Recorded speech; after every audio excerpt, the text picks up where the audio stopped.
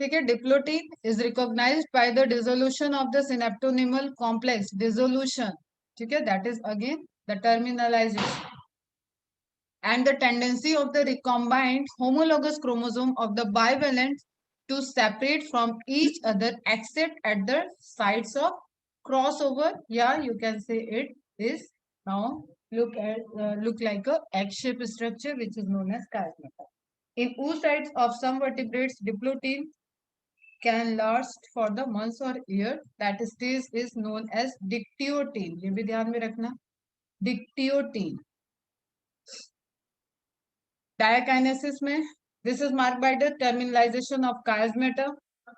Synaptonymal पहले ही हो चुका था, terminalization chiasmata का हो गया. During this phase, the chromosomes are fully condensed and the meiotic spindle is assembled to prepare the homologous chromosome for separation.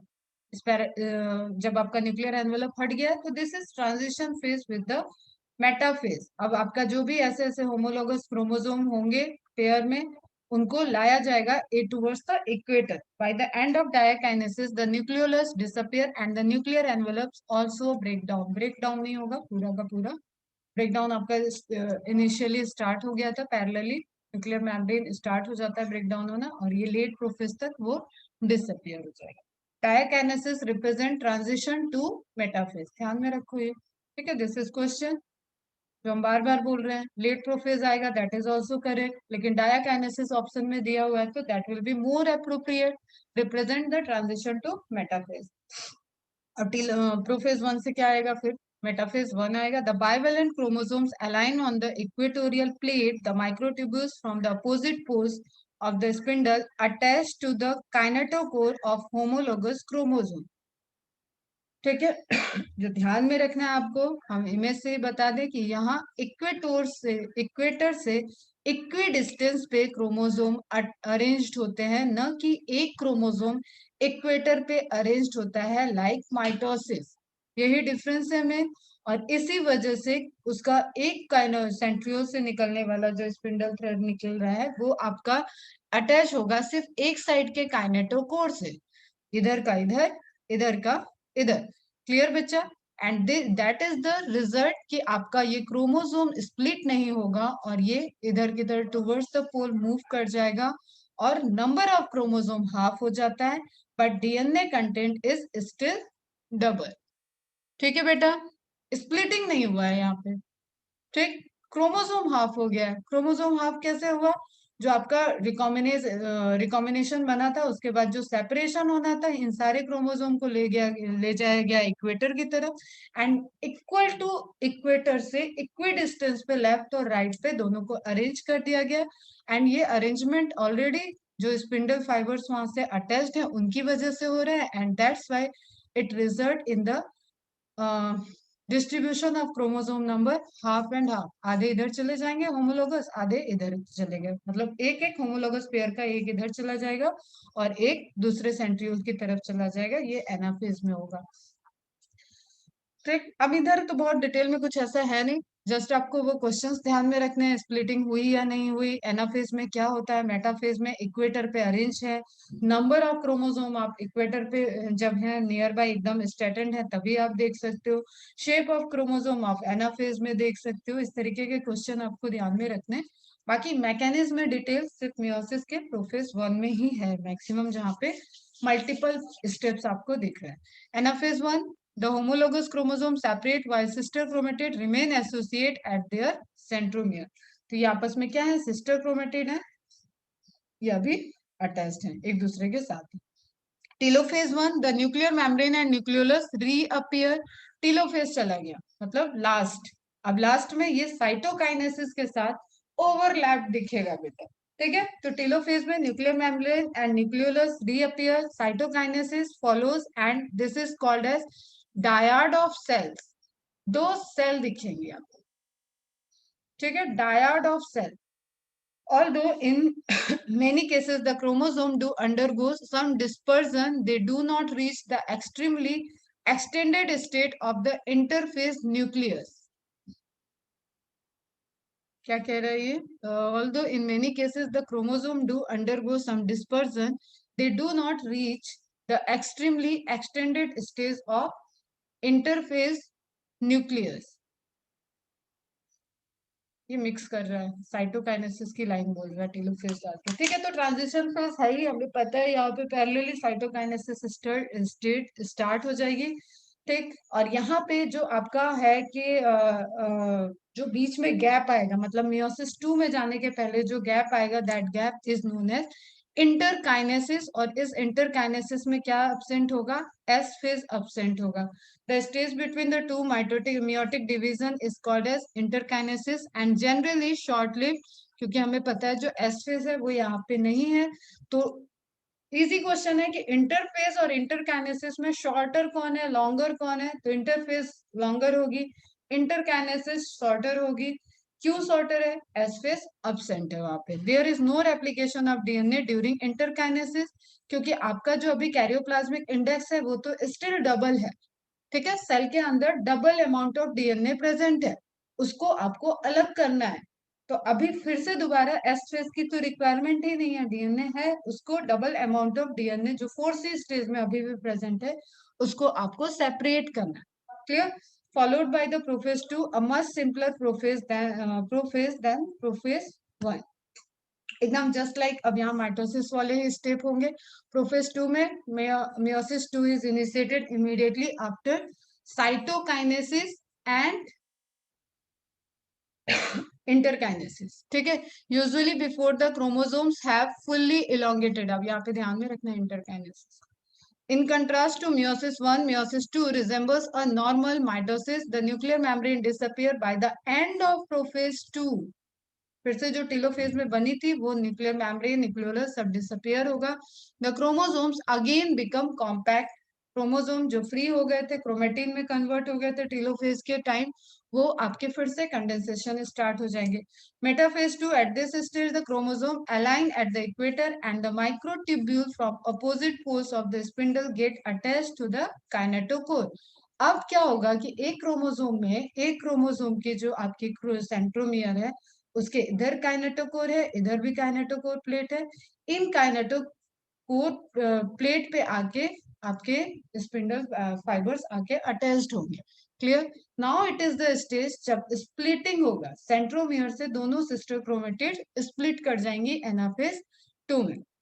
It begins with the simultaneous splitting of the centromere of each chromosome, which was holding the sister chromatid together, allowing them to move towards the opposite poles of the cell by shortening of microtubules attached to kinetochore. ये ध्यान में रखना, shortening मतलब एक तरीके से condensation, ठीक है। माइक्रोट्यूब्यूल जो आपका इस तरीके से फैल गया था वो अभी श्रिंक होने लगेगा, छोटा होने लगेगा, छोटा होने लगेगा, छोटा होने, तो ये छोटा हो रहा है तो ये किधर ले जाएगा, टुवर्ड्स द पोल ले जाएगा। तो ये टर्म भी याद रखना, shortening of microtubules attached to kinetochore. कौन सा, जो माइक्रोट्यूब्यूल काइनेटोकोर से अटैच्ड होगा वो शॉर्टनिंग को शो करेगा, एंड एज ए रिजल्ट आपका movement of sister chromatid towards the pole दिखेगा एनाफेज 2 में। Now this is the phase जहां पे आप शेप ऑफ क्रोमोसोम को आइडेंटिफाई कर सकते। Again I repeat, number and shape both, number and shape both in metaphase, only shape of chromosome in anaphase। Simple सी logic ये है कि जब वो टूट गया है और हर सेकंड सेकंड में उसकी पोजीशन चेंज हो रही है, तो यू कांट कैलकुलेट एक्यूरेटली कि कौन से क्रोमोसोम को आपने काउंट किया कौन से नहीं। यहाँ आपको फिगर में ये 2 दिख रहे हैं, लेकिन एनिमल टू एनिमल वो वेरी कर रहा है, ठीक है। तो उसके जितने सेट ऑफ क्रोमोसोम है वो इस तरीके से यहाँ साइटोप्लाज्म में मूव करना स्टार्ट कर देंगे, तो आप उनको काउंट नहीं कर सकते हो। जब वो अरेंज है तब आप नंबर काउंट कर सकते हो। Shape just because of centromere से अटैच्ड है, and centromere is responsible for the shape, clear. Metacentric, सब मेटासेंट्रिक, इन सब चीजों का शेप डिफाइन हो रहा है सेंट्रोमियर की पोजीशन से। तो वो जब आपको पुल फोर्स लगेगा, मतलब टुवर्ड्स द पुश फोर्स लगेगा टुवर्ड्स द सेंट्रियोर, उसकी वजह से आर्म आपके शेप को शो करेंगे proper, that's why anaphase. Telophase 2, meiosis end with telophase 2 in which the two groups of chromosomes once again get enclosed by a nuclear envelope. Cytokinesis follows, resulting in the formation of tetrad of cells, that is 4 haploid daughter cells. क्या हुआ आपका tetrad, आपकी अलग अलग सब क्या structure, tetrad of sales बन गया। फाइनली आपकी 4 सेल्स बन गई एंड जेनेटिक मटेरियल जो है वो डिस्ट्रीब्यूट हो गया, मतलब जो आपका 4th स्टेज था वो नॉर्मलाइज हो गया। ठीक है बेटा, ठीक। Disjunction is main feature of anaphase 1। अब फिर से हम एनसीईआरटी के बाहर बोलते हैं कुछ चीजें, which involves the separation of homologous chromosomes. So meiosis 1 is called reductional division. But after meiosis, each chromosome is still dyad, having two chromatid. So due to meiosis 1, chromosome number is half, but each chromosome still has double amount of DNA. Hence, so as to reduce this DNA content to normal, meiosis 2 is needed. यहाँ पे क्या condition होगी, N है और double है, तो ये 2C condition होगी बेटा।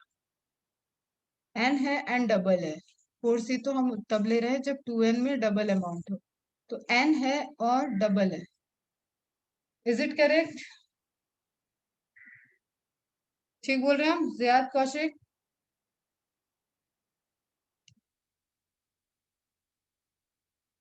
और इसको नॉर्मलाइज करने के लिए वो सेपरेट होगा। Hence, so as to reduce this DNA content to normal, meiosis 2 is needed. एक बार हम लोग इससे रिलेटेड क्वेश्चंस की भी प्रैक्टिस कर लेंगे। Meiosis 2 also equational homotypic division कह रहे हैं हम इसको, स्पिंडल एपरेटस परपेंडिकुलर। हाँ, ये क्वेश्चन एक और ध्यान में रखना, मिस हुआ अभी मेरे से। ठीक है, स्पिंडल एपरेटस जो फॉर्म होगा इस बार, अब ये परपेंडिकुलर फॉर्म होगा दैट ऑफ मियोसिस 1। मियोसिस 1 अगर ऐसे हुई थी तो मियोसिस 2 के लिए सेल को ये स्पिंडल एपरेटस ऐसे बना। क्लियर? ताकि वो इक्वली डिस्ट्रीब्यूट हो सके, डिवाइड हो सके।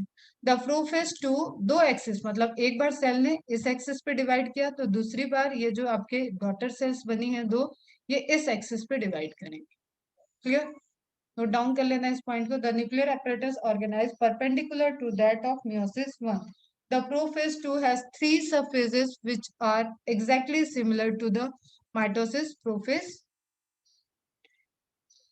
subphases. ठीक है, early prophase 2, middle and let. Condition अब पता है हमें कि कंडेंसेशन स्टार्ट होगा, जो ऑलरेडी सेंट्रियोल्स हैं आपके वो मूवमेंट स्टार्ट कर देंगे सेकेंड में, मिडिल में डिसअपियरेंस स्टार्ट हो जाएगा, स्पिंडल एपरेटस का फॉर्मेशन स्टार्ट हो जाएगा जो कि ट्रांजिशन की तरह है, दैट इज लेट प्रोफेज। और न्यूक्लियर एनवेलप पूरी तरीके से लगभग डिसअपियर होने लगेगा, हो जाएगा, एंड न्यूक्लियोलस वगैरह डिसअपियर हो जाएगा।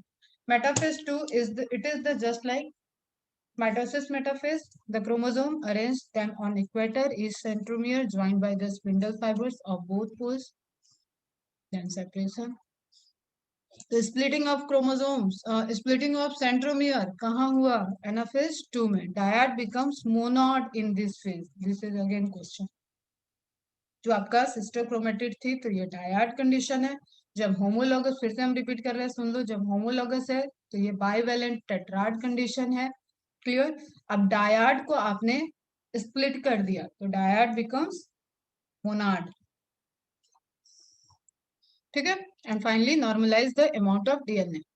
It is just like mitosis telophase, the nuclear membrane nucleolus reappears, जो डिसअपियर हुआ था वो सब रीअपियर होगा। At the end of meiosis we get 4 type of genetically different nuclei. This is the question, जो आपका genetically different nuclei मिला कैसे? ये आपका नॉन सिस्टर वाला, ये नॉन सिस्टर वाला, जिनके बीच में नहीं हो सकता था, मतलब ये हम मान लें दो सिस्टर, ये दो सिस्टर, ये इनके और इनके बीच में तो हो नहीं सकता, ये आपका प्योर है, ये आपका प्योर है होमोलोगस का। इन दोनों में रिकॉम्बिनेशन हुआ, यहाँ पे वेरिएशन आ गया, यहाँ पे वेरिएशन आ गया, तो एट अ रिजल्ट आपके जो चारों बने, ये पूरा का पूरा सही है, ये पूरा का पूरा विदाउट रिकॉम्बिनेशन है, तो ये दोनों एक दूसरे से डिफरेंट हुए क्योंकि ये नॉन सिस्टर थे ऑलरेडी, तो डिफरेंट ही थे। ये सिस्टर वाले में एक में रिकॉम्बिनेशन हो गया, इधर से सिस्टर वाले में इसमें रिकॉम्बिनेशन हो गया, तो टोटली जो आपकी 4 सेल्स बनी वो कैसी हैं? जेनेटिकली डिफरेंट हैं। Is it clear? सिग्निफिकेंस की बात करें तो सिग्निफिकेंस तो सबसे अच्छा यही है, वेरिएशंस, और ये आपको ध्यान भी रखना है। वैसे meiosis is the mechanism by which conservation of specific chromosome, conservation, ठीक है, of each species is achieved across generation in sexually reproducing organism. Conservation क्यों जरूरी है? क्योंकि अगर कंजर्वेशन नहीं होगा, 2n से गैमेट बनेगा तो 2n मिलेंगे तो 4n हो जाएगा, और ये स्पीसीज का वेरिएशन को शो करता है। ठीक है, तो कंजर्व करने के लिए हमें हाफ करना पड़ेगा क्रोमोसोम, एंड देन फ्यूज करना पड़ेगा रीस्टोर करने के लिए फर्टिलाइजेशन, एंड हाफ करने के लिए meiosis. Even though the process per se paradoxically result in the reduction of chromosome number by half। तो ये आपके जो एक नई स्टूडेंट आई है बुशरा, उसने भी मुझसे पूछा था कि जब ये हाफ कर रहा है तो कंजर्व कैसे होता है।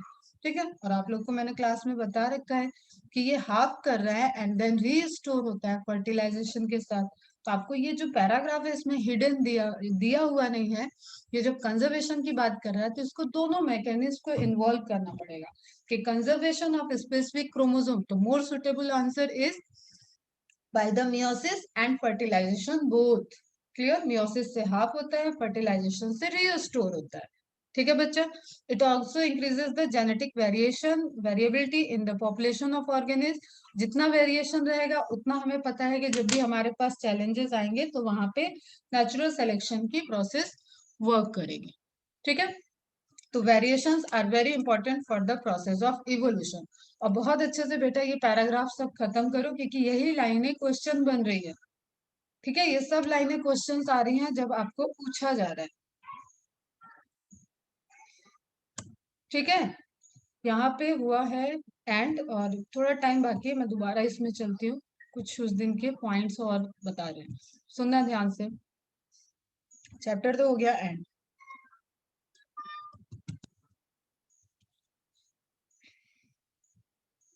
आपको लिस्ट रखनी है साइंटिस्ट की। ठीक है, टिम हंट वगैरह को नहीं भूलना है बेटा, इनको 2001 में नोबेल प्राइज मिला हुआ है। साइक्लिन सिडिकेस की जो डिस्कवरी हुई थी उसकी डिस्कवरी के लिए इनको नोबेल प्राइज मिला है। साइंटिस्ट ये याद रखना है। सेल साइकिल के पार्ट याद रखने हैं आपको। जीवन, अब ये स्टेज वाइज जो क्वेश्चन आते हैं ना, इन तीनों स्टेज को एक बार सुन लो अच्छे से।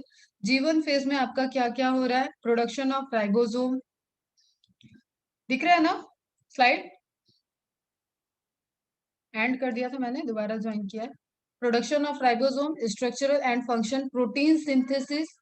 क्लियर, तो मतलब जब तक आपका क्रोमेटिन फ्री है बेटा, रेप्लिकेशन नहीं कर रहा है, तब तक वहां पे ट्रांसक्रिप्शन ट्रांसलेशन की प्रोसेस हो सकती है। High metabolic activity of the cell, all are question बेटा।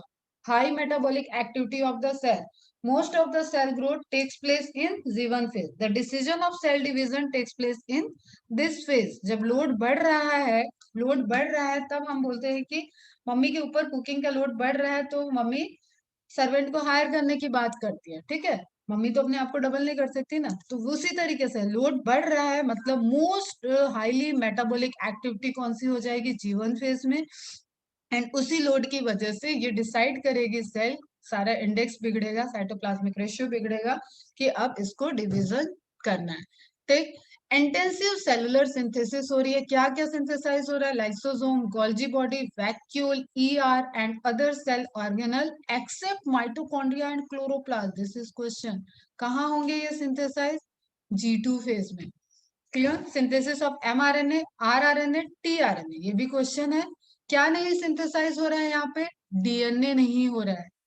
तो G1 फेज का आपको ध्यान में रखना है, S फेज का और G2 फेज का। These protein molecules are known as trigger protein, क्योंकि ये ट्रिगर करेंगे कि अब इस सेल को रेप्लिकेट करना है genetic material, and replication is the मतलब स्टार्टिंग हो जाएगा। एक बार रेप्लिकेट हुआ तो आपका फिर डीएनए को डिवाइड करना ही होगा। These proteins help to the cell to cross the R point. R point क्या होगा? जो आपका रेगुलेशन पॉइंट है। ठीक है, and now these proteins are identified as cyclin and CDK kinase, cell cycle's engine, इनको कलेक्टिवली क्या बोलते हैं? सेल साइकिल्स के इंजन है। If cell can not cross the R point, it is said to be in zero phase, otherwise वो कहाँ चली जाएगी? सस्पेंडेड फेज में।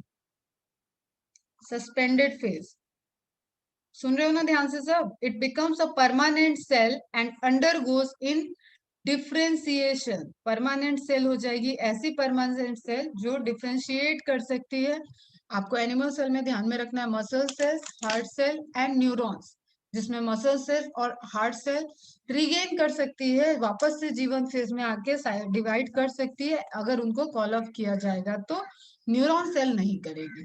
क्लियर? जीवन phase also known age gap one phase, generation phase, pre DNA synthesis phase, ये सब term याद रखना बेटा। गैप वन, जेनरेशन, क्योंकि यहाँ पे हाईली मेटाबॉलिक एक्टिविटी चल रही है। Pre DNA synthesis S phase से पहले है। एस फेज में सिंथेटिक फेज है। This phase the cell doubles in its DNA content, duplication of DNA is known as replication. This takes place in S phase. Most active enzyme is DNA polymerase, क्योंकि हमें पता है polymerisation of DNA यहाँ होगा।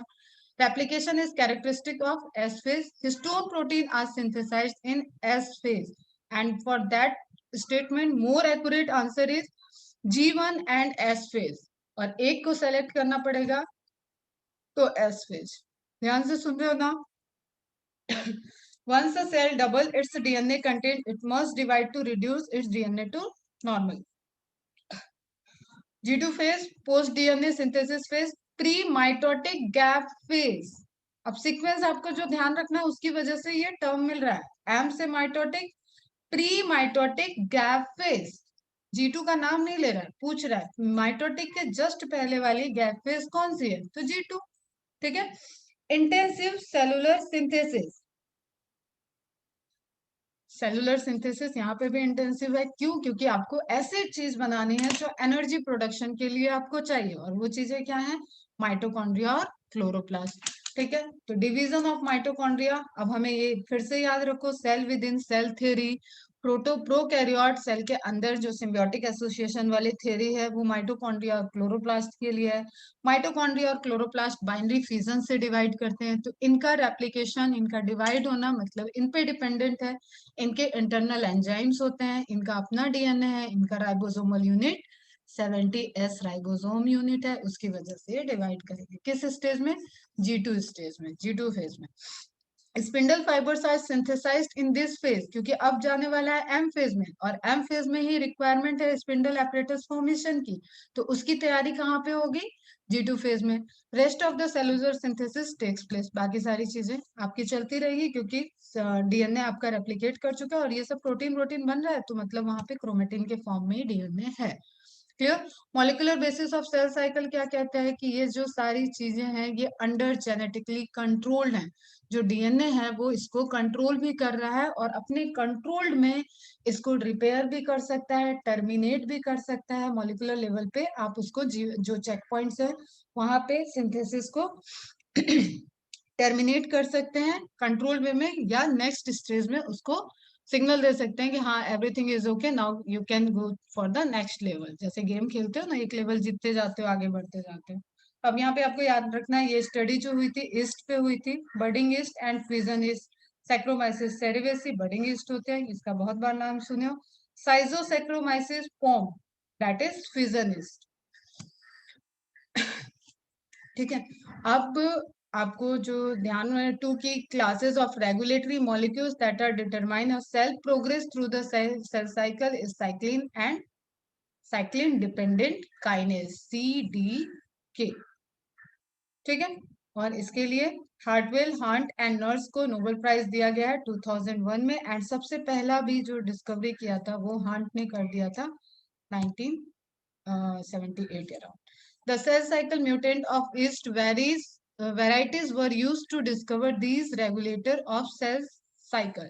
yeast पे study चल रही है, ध्यान में रखना है। Mutant gene of fission is CDC gene, mutant gene of budding gene, दोनों CDC है, एक कैपिटल CDC है, एक स्मॉल है। जितना याद रहे उतना देख लेना, नहीं रहे तो पहले एनसीईआरटी फोकस करो। CDC CDK इतना याद रखना जरूरी है, चेक पॉइंट्स याद रखना जरूरी है। पहला G1 से S, दूसरा G2 से M, and third on metaphase में। क्लियर? M के मेटाफेज में, ताकि वो जो आप इक्वेटर पे अरेंजमेंट देख रहे हो उसको आप प्रॉपर काउंट कर सको कि हाँ होमोलोगस पेयरिंग हुई है, अरेंजमेंट प्रॉपर है, सारे अच्छे से हो चुकी है, तो आगे उसको भेजोगे, अदरवाइज वो डीएनए रिपेयर में चली जाएगी या टर्मिनेट हो जाएगी। तो चेक पॉइंट हमें याद रखना है। G2 में cell size and DNA replication proper हुआ है या नहीं, इसको चेक कर रहे हैं। मेटाफेज में क्रोमोसोम स्पिंडल अटैचमेंट को चेक कर रहे हैं। एंड जीवन में nutrient, growth factor, DNA damage, DNA repair को पूछा जाता है, तो उसको आप कहाँ चेक करते हो? G1 में। एंड अमाउंट ऑफ डीएनए कहाँ चेक करते हो? G2 से M में। एंड G0 तो रेस्टिंग मशीनरी। ठीक है, फिर एक इंपॉर्टेंट चीज ये सुनो, CDK are of 7 type, CD1 to CDK 7, 1 2 3 4 5 6 7, इसमें कोई प्रॉब्लम नहीं आती है। प्रॉब्लम कहाँ आई है? जब क्वेश्चन पूछेगा मैमेलियन CDK, तो आपको 5 और 7 को हटा देना, ऑड में से 2 को हटाना है।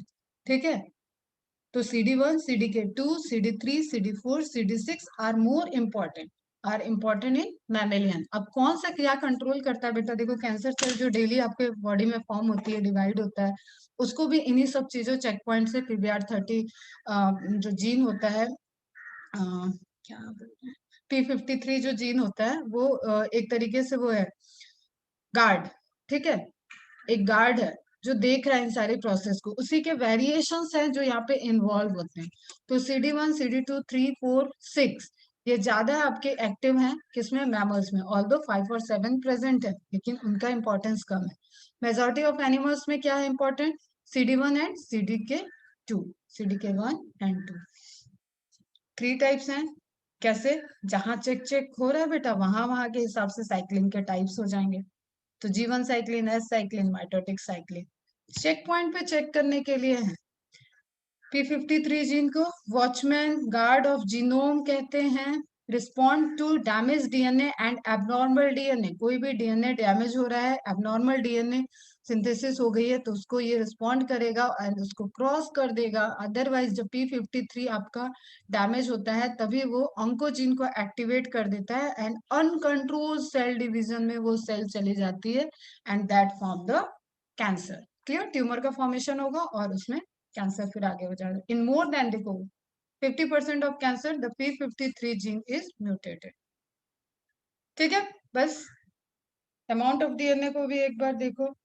2C डीएनए एस फेज में 2C डीएनए है, क्योंकि ये हम 2N की बात कर रहे हैं, बिकम्स 4C हो जाएगा वो। लेटेस्ट रिसर्चर्स आप C को N से, 2C को 2N से एंड 4C को भी 2N से याद रखना है हमें, और ये डबल है, बस डबल है। ये पॉइंट भी याद रखो। Due to dehydration the chromosomes become visible as in M phase of the cell cycle, और ये जो वाटर कंटेंट ज्यादा रहता है, क्रोमोसोम इनविजिबल रहता है इंटरफेज में, प्रोफेज के स्टार्टिंग स्टेज में, जब तक वो क्रोमेटिन के फॉर्म में रहेगा। And that is related to refractive index, जो लाइट चैप्टर में तुम लोग प्रेजेंट पढ़े होंगे। रिफ्रैक्शन की वजह से वहां पे वो अपीयरेंस दिखेगा। ठीक है, ये पॉइंट जो चेक पॉइंट है आपके, ये सब ध्यान में रखना है। तो जस्ट एक बार इसको रीड कर लेना है। ओवरऑल सब हो गया, थोड़े से न्यूमेरिकल वाली चीजें देख लेंगे। क्रोमोसोम के कैलकुलेशन, अमाउंट ऑफ डीएनए कितना है, क्या है, वैसे क्वेश्चन के एक मैं सेट बनाऊंगी 10-15 के, और एक लेक्चर में उसको डिस्कस कर लेंगे। कल से स्टार्ट करेंगे प्लांट फिजियोलॉजी। फर्स्ट चैप्टर रहेगा transport in plant, second chapter रहेगा मिनरल्स, एंड थर्ड चैप्टर रहेगा ग्रोथ हार्मोन। सीक्वेंस यही रहेगा, transport, mineral, then growth hormone. क्यों? क्योंकि फोटोसिंथेसिस और सेलुलर रेस्पिरेशन ऑलरेडी कराया हुआ है, एंड इसको हम बाद में लेंगे, इन तीनों को कवर करने के बाद में। तो जो आप नेक्स्ट टेस्ट में फोकस करोगे, आपको उस टेस्ट में 13 के बाद आगे करोगे, अगर 13 वाले में अपने अकॉर्डिंग कर लो, 25 वाले पेपर में आप क्या करोगे? Plant morpho, plant anatomy, plant physiology, इतना तो आपको अच्छे से करना है, मतलब इस पोर्शन के क्वेश्चन गलत नहीं होने चाहिए। ठीक है, अलोंग विथ तब तक हम क्या पढ़ा देते हैं उस पर हम फिर और ऐड करेंगे, और बाकी तुम अपने अपने प्लान पे चलो, अपना स्टडी भी करो। फिर हम यहाँ पे बोर्ड के पॉइंट ऑफ व्यू से भी देखते हैं क्या देखना है। जैसे ट्रांसपोर्टेशन कराएंगे, तो ट्रांसपोर्टेशन में 20 मिनट का एडिशनल लेक्चर होगा बोर्ड वाले पॉइंट से, कि वहां पे क्या क्या डिलीटेड पोर्शन नहीं है, उसको हम एक बार बोर्ड से देख लेंगे। ठीक है।